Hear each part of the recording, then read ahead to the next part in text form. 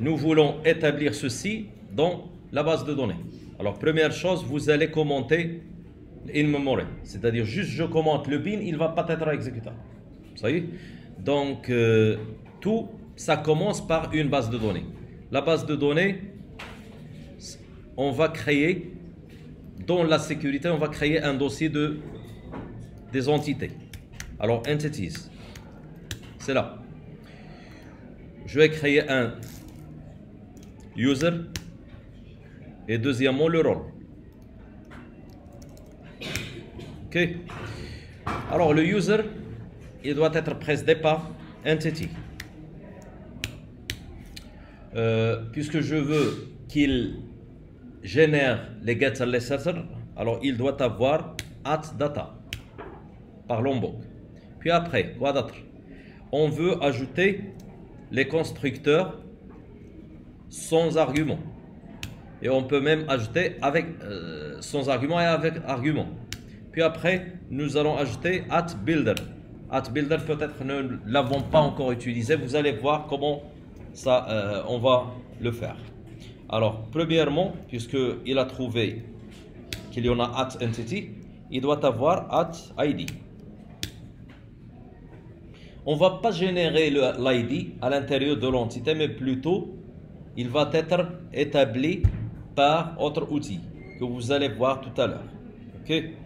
Alors, je commence. Je commence par private. Je vais dire que l'id, il sera nommé, il sera string, sera nommé user id, point virgule. Private, on peut dire que le username, point virgule. Puis après le password. Et quoi d'autre? L'email. Alors c'est l'email, point virgule. Avant de passer au rôle, nous devons créer premièrement cette entité. Alors de la même façon, nous allons ajouter les mêmes annotations. Les voici. Lui aussi, il en aura un ID. Mais sachant l'ID, ici, il ne sera pas généré. Ok? On va dire directement que le rôle, il sera qui? C'est le rôle même. C'est lui qui sera l'ID. C'est lui qui sera l'ID. C'est fait. Donc, je reviens à user et je vais déclarer private liste de rôles. Une liste des rôles. Je le nomme roles. Bien sûr.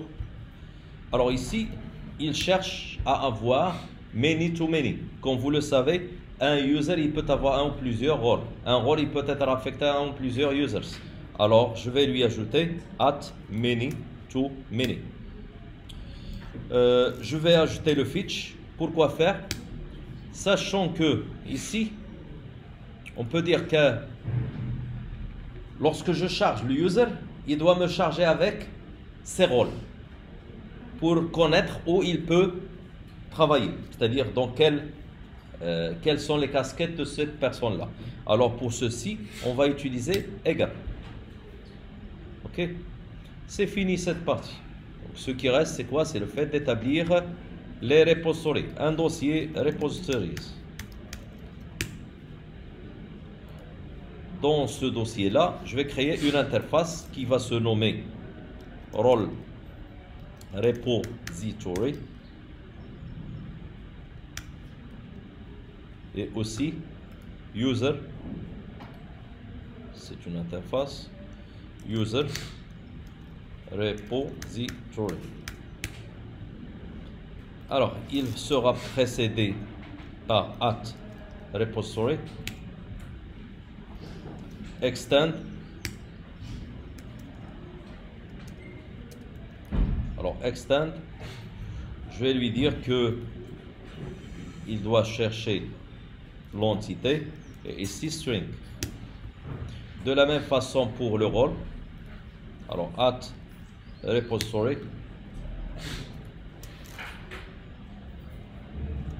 Alors, extend. C'est ça. On ajoute la classe. Et on ajoute string. C'est fait.